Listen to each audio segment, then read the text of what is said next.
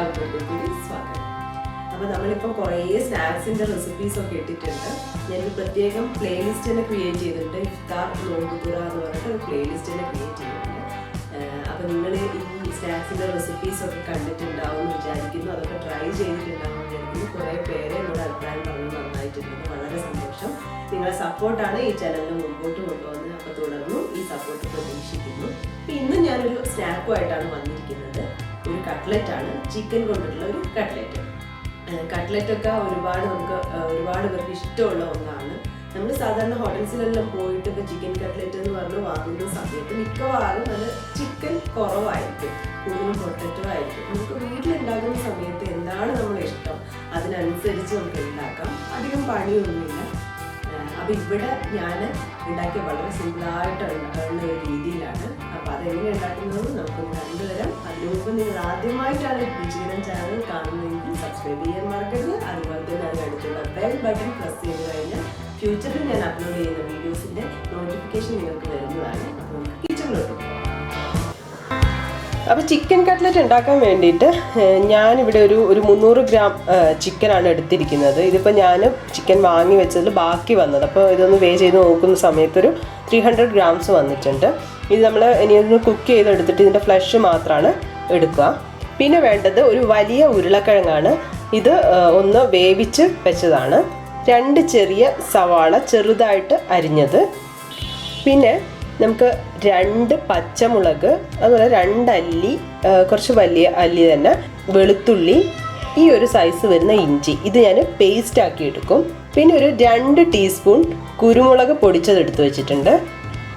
1 മുട്ടയുടെ വെള്ള, 2 teaspoon cornflour, ഒരു 1/4 കപ്പ് ബ്രെഡ് ക്രംസ് എടുത്തിട്ടുണ്ട്. ഞാനിപ്പോൾ 1/4 കപ്പാണ് എടുത്ത് വെച്ചിരിക്കുന്നത്. നമുക്ക് ആവശ്യമുണ്ടെങ്കിൽ കൂടുതൽ ഉപയോഗിക്കാം നോക്കി ഷേപ്പ് ചെയ്യുന്ന സമയത്ത്. ഈ ബ്രെഡ് ക്രംസ് എന്ന് പറഞ്ഞാൽ ഫ്രഷ് ആയിട്ട് കിട്ടാൻ ബ്രെഡ് ഒന്ന് പൊടിച്ചെടുത്താൽ മതി. എന്നിട്ടൊന്ന് ജസ്റ്റ് ഒന്നൊന്ന് ചൂടാക്കി എടുത്താൽ മതി. ഞാനിപ്പോൾ ഒരു 1/4 കപ്പ് എടുത്ത് വെച്ചിട്ടുണ്ട്. കുറച്ച് മല്ലിയില, ആവശ്യത്തിന് ഉപ്പ്.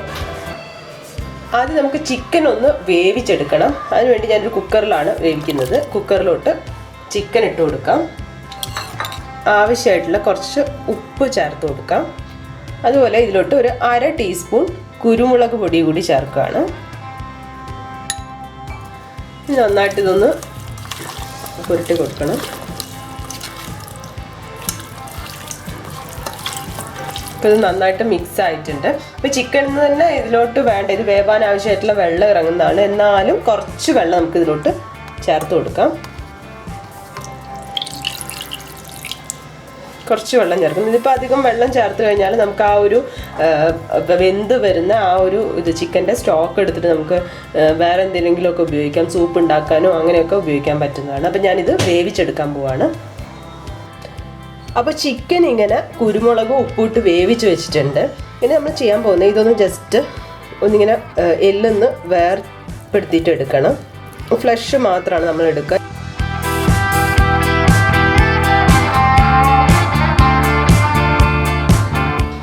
അപ്പോൾ ഞാനിപ്പോൾ ചിക്കനെല്ലാം ആ എല്ലൊന്നൊന്ന് വിടർത്തി ഇട്ടിട്ടുണ്ട്.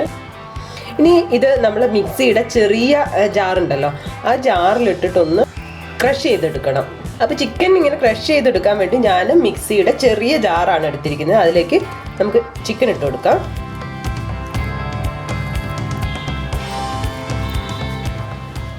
ഇനി ഇതൊന്ന് ക്രഷ് ചെയ്തെടുക്കാൻ പോവാണ്. അപ്പം ഞാനിതൊന്ന് ക്രഷ് ചെയ്തെടുത്തു. ഇങ്ങനെ നന്നായിട്ട് ക്രഷ് ചെയ്തെടുത്തിട്ടുണ്ടെങ്കിൽ നമുക്ക് സവാളയുടെ കൂടെ എല്ലാം വഴറ്റി കഴിഞ്ഞിട്ട് നമുക്ക് കട്ട്ലേറ്റിൻ്റെ ആ ഒരു ഷേപ്പ് ആക്കാൻ എളുപ്പമായി. സവാളയെല്ലാം വഴറ്റുന്നതിന് വേണ്ടിയിട്ട് ഞാനൊരു പാൻ ചൂടാക്കി അതിലോട്ട് ഓയിൽ ഒഴിച്ചിട്ടുണ്ട്. ഓയിൽ ചൂടായി വരുമ്പോൾ ഇതിലോട്ട് നമ്മളിത് ക്രഷ് ചെയ്ത് വെച്ചിരിക്കുന്ന പച്ചമുളക്, ഇഞ്ചി, വെളുത്തുള്ളിയാണ് ഇത് ചേർത്ത് കൊടുക്കാം. ഇതൊന്ന് മൂത്ത് വരുമ്പോൾ നമ്മൾ ഇതിലോട്ട് സവാള അരിഞ്ഞു വെച്ചിരിക്കുന്നത് ചേർക്കുകയാണ്. ഇതിലോട്ട് അല്പം ഉപ്പ് ചേർത്ത് കൊടുക്കാം. നമ്മൾ ചിക്കനിൽ ഓൾറെഡി ഉപ്പ് ചേർത്തിട്ടുണ്ട്. അപ്പോൾ ഈ ഒരു സവാളയ്ക്കും അതുപോലെ തന്നെ ലാസ്റ്റ് പൊട്ടറ്റോ ചേർക്കുന്നുണ്ട്, അതിനും ആവശ്യമായിട്ടുള്ള ഒരു ഉപ്പേ ചേർക്കേണ്ടുള്ളൂ.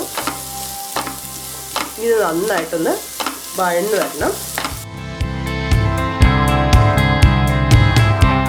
ഇതിപ്പോൾ ഏതാണ്ട് വഴന്ന് വന്നിട്ടുണ്ട്. ഇനി ഞാൻ ഇതിലോട്ട് ചിക്കൻ ചേർത്ത് കൊടുക്കാൻ പോവാണ്.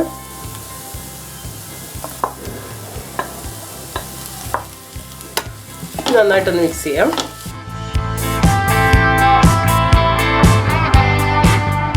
ഇതിപ്പോൾ നന്നായിട്ട് മിക്സ് ആയിട്ടുണ്ട്. ഇനി ഇതിലോട്ട് കുരുമുളക് പൊടി ചേർത്ത് കൊടുക്കാൻ പോവാണ്. ബാക്കിയുള്ള കുരുമുളക് പൊടി ഇതിലോട്ട് ഇട്ട് കൊടുക്കാം. എരിവൊക്കെ നമുക്ക് ഇഷ്ടത്തിനനുസരിച്ചിട്ട് മാറ്റാം. പച്ചമുളക് കൂടുതൽ ഉപയോഗിക്കാതെ കുരുമുളക് കുറയ്ക്കാം. ഇതിൽ പ്രത്യേകിച്ച് വേറെ ഒന്നും ചേർക്കുന്നില്ല. ഇഞ്ചി, അതുപോലെ വെളുത്തുള്ളി, പച്ചമുളക്, കുരുമുളക് ഇത് മാത്രമേ ചേർക്കുന്നുള്ളൂ. ഇതിൻ്റെ ഒരു ടേസ്റ്റാണ് ഇതിൽ ഉള്ളത്. വേറെ മസാല ഒന്നും ചേർക്കുന്നില്ല. ഇതിപ്പം നന്നായിട്ട് മിക്സ് ആയിട്ടുണ്ട്. ഇനി ഞാൻ ഇതിലോട്ട് പൊട്ടറ്റോ ചേർത്ത് കൊടുക്കുകയാണ്.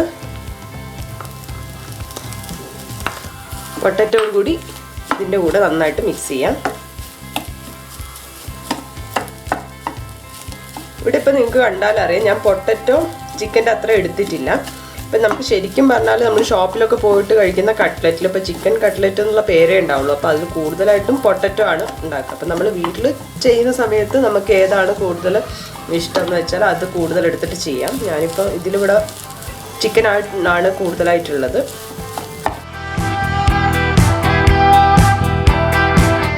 ഇപ്പോൾ മിക്സ് ആയിട്ടുണ്ട്. ഞാൻ സ്റ്റവ് ഓഫ് ചെയ്തു. ഇനി ഇതിലോട്ട് മല്ലിയിലിട്ട് കൊടുക്കാൻ പോവാണ്. മല്ലിയിലയും കൂടി ഇട്ടിട്ട് ഒന്നുകൂടി മിക്സ് ചെയ്യാം. സ്റ്റവ് ഓഫാണിപ്പോൾ. ഇപ്പം ഇതിവിടെ റെഡി ആയിട്ടുണ്ട്. ഇനി ഇതൊന്ന് തണുത്ത് വരണം, എന്നാലേ നമുക്ക് ഷേപ്പാക്കി എടുക്കാൻ പറ്റുള്ളൂ. ഇനി ഞാൻ ആദ്യം ഇത് ഒരു ബോളാക്കണം. അപ്പം അതിന് പാകത്തിന് എടുക്കണം. എന്നിട്ട് ഇത് നന്നായിട്ടൊന്ന് ഉരുട്ടി കൊടുക്കാം. ഉരുട്ടിയതിന് ശേഷം നമ്മൾ കയ്യിൽ വെച്ചിട്ട് ജസ്റ്റ് ഒന്ന് പരത്തി കൊടുക്കാം. ഇപ്പം ഞാൻ ഈ ഷേപ്പിലാണ് ആക്കിയെടുക്കുന്നത്. നിങ്ങൾക്ക് ഏത് ഷേപ്പിൽ വേണമെങ്കിലും ഇങ്ങനെ ചെയ്തെടുക്കാം. ഇത് ഞാൻ മാറ്റി വെക്കാണ്. ഇതുപോലെ ബാക്കിയും കൂടി ചെയ്തെടുക്കുകയാണ്.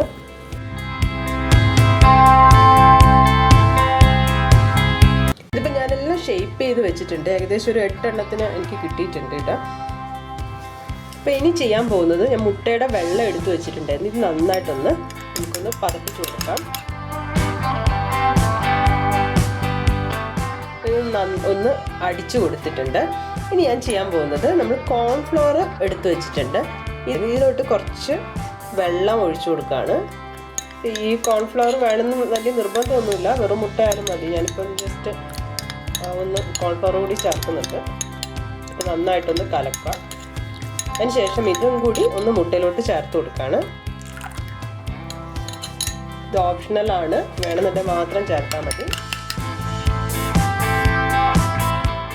ഇതിപ്പോൾ നന്നായിട്ട് ഞാൻ അടിച്ചെടുത്തിട്ടുണ്ട്. നമ്മൾ ഷേപ്പ് ചെയ്ത് വെച്ചിരിക്കുന്ന ഇതെടുത്തിട്ട് നമ്മൾ മുട്ടയുടെ ഈ വെള്ളയും അതുപോലെ തന്നെ കോൺഫ്ലോറും കൂടി ചേർത്തിട്ടുള്ള മിശ്രിതത്തിൽ ഒന്ന് മുക്കി കൊടുക്കുകയാണ്. അതിനുശേഷം ബ്രെഡ് ക്രംസിൽ ഒന്ന് വെച്ച് കൊടുത്തിട്ട് ഇതൊന്ന് കോട്ട് ചെയ്തെടുക്കണം. ഇത് നന്നായിട്ട് എല്ലാ ഭാഗത്തും ബ്രെഡ് ക്രംസ് ആയിട്ടുണ്ട്. ഞാനിത് മാറ്റി വെക്കുകയാണ്.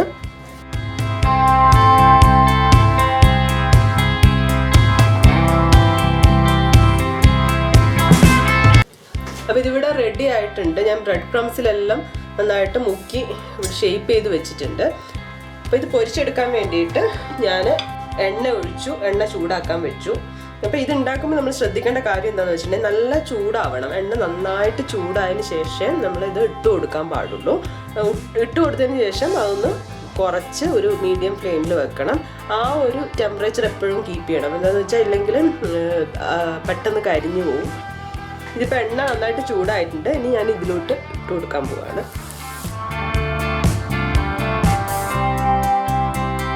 ഇതിപ്പോൾ ആയിട്ടുണ്ട്.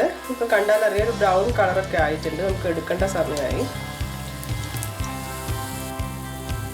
ഞാനൊരു പ്ലേറ്റിലോട്ട് മാറ്റുകയാണ്.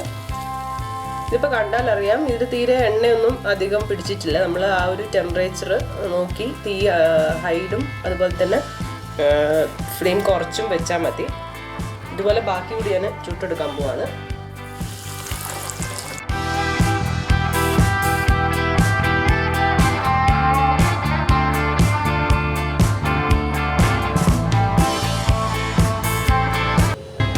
അങ്ങനെ നമ്മുടെ ചിക്കൻ കട്ട്ലറ്റ് ഇവിടെ റെഡി ആയിട്ടുണ്ട്.